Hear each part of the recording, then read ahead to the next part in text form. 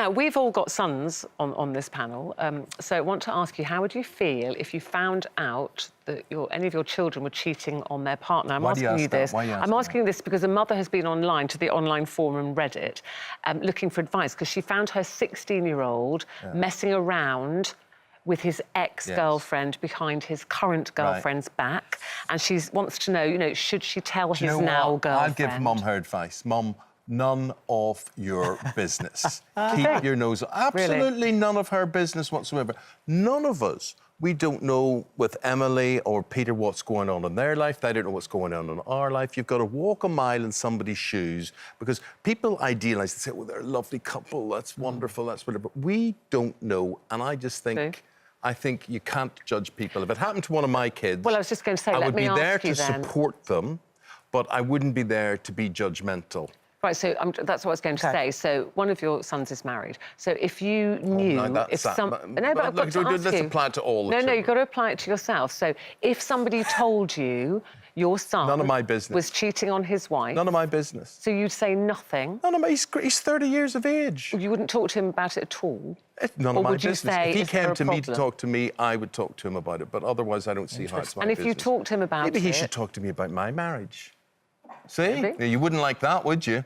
Well, I'm just saying, it's if he did come to you, what do you think your advice would be? Would you say, my look, advice you would be what would this? keep him happy and not cause undue hurt to others. I always think children have got to be put to the forefront of our decisions. Once we bring children into the world, it's not just about us anymore. It's about them. So that's what I'd think. But I generally, by and large, I think none of my business. That's what I think. Yeah, if you start interfering, Emily, you might open a can of worms that you can't close again, possibly, where it might have all sorted itself out if you don't interfere. No, I feel like I do actually kind of agree. I feel like in this case, because the son's 16, he's still sort of probably learning a bit about relationships. So I partly feel like I might feel that I have a bit of a responsibility to kind of just guide him a tad. But would I go and have another relationship and another relationship, but don't tie yourself down. Would I go and tell his girlfriend? No, but I might just have a word with him and say, look, I think I would, over that age, I think it depends, like you said, on the circumstances, the age. If it was 16, if it had been Jack at 16, I might have tried to say, it's not really very nice to cheat. I'm not, you know, it's your business, it's your relationship. That's exactly what I mean. I'm just saying, be kind, don't be unkind. It's not very nice for your girlfriend. So what's the alternative to being kind? I mean, what do you do? You say, hi, I think I'm going to cheat on you. Do you mind? Give me 2 weeks off. No, I would just say, if you're cheating on her, I'm assuming that there's something wrong with the relationship. Yes, so keep your nose out of it. Would you keep your nose out? Look, it's... Again, I can only relate this to my upbringing and now to the fact that I've got to do it to my children. My parents, I could not have any conversations with them about anything like that. No. Relationships was a no-no. I mean, they were so religious, and it was just... You find someone, you get married, that's it. So I had a very different relationship. It was all done with love. Now, when I've got a kid, I was thinking I'm going to be exactly the same. And Junior comes to me for advice, and I found myself wanting to talk to him like a friend and actually saying, in a way, I would do what you said. I would say, listen, I don't think what you're doing is right. I'm not going to say nothing to the girl. It's none of my business. That's none of my business. But I would tell him as a father, only because I want him to feel he can talk to me about everything.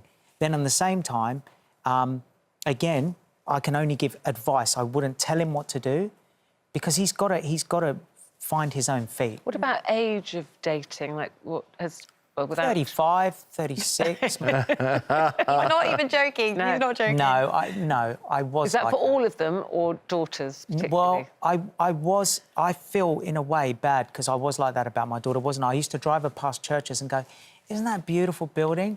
Look at that. Wouldn't you like to live in there? But then as time's gone on and you've talked sense into me, she said, listen to them. Because if you don't let them listen to you, they're going to go and do it anyway, but they won't have your support, which means they'll probably be likely to make more mistakes. So now I'm OK with her. And I said, you can date at 32. Yeah. Moved a bit. Do you have to kind of calm him and say, look, listen, are you the mediator then? I think I am the mediator, actually, a little bit. You but are. He's very good. He's an excellent dad, and you level with them really well, all the kids, actually. And I made so many mistakes as a teenager, so many. And so I think I've got no right to tell them what to do or what not to do. However, I don't want them to make those mistakes. Let he who is without sin cast the first stone. But I guess I don't want them to make those same mistakes, or at least make new ones. Eamonn's very good, actually, because he gives very sound advice, but actually you do wait for the children to come to you, and they do. Yeah. You know, everybody goes to Eamonn because he's got sound advice, and it's not judgmental. There they all are. It's not judgmental. It's just he'll listen to the problem, say what he thinks about it. He doesn't ever tell them what to do. You know, when I first became a parent, people would say you're there to put parameters and boundaries for them. You're not there to be their friend. And do you know what? Now I think, no, I so am there to be their friend. Absolutely. And I just want to be regarded as their friend, and I would give them advice as their friend. My daughter, when she started dating her first boyfriend, I said, Rebecca, I'll just have a word. So I brought him into the sitting room, locked the door, and said to this lovely fella, I said, now listen, this is my one and only daughter, and when Rebecca's happy, I'm happy. Then the door starts banging, Rebecca outside going, let me in. But I give the advice, I laid down the law. And then this other thing where suitors think they can call you by their first name, Eamonn. That was a big mistake. Sorry, Eamonn. It's the same. I think that would be Mr. Holmes you're referring to.